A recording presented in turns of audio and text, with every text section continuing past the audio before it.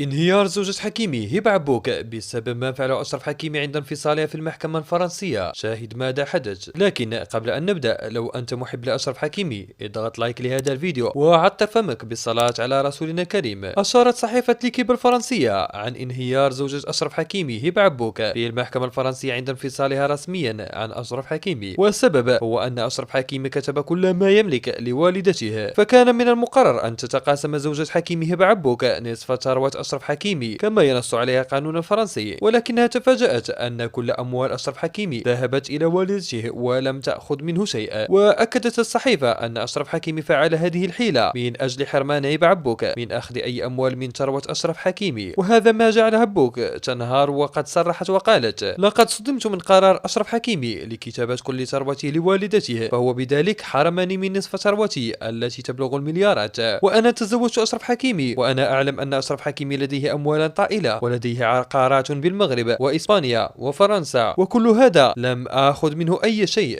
ما رأيكم فيما فعله أشرف حكيمي بحرمان هبة عبوك من ثروته؟ ننتظر آراءكم في التعليقات.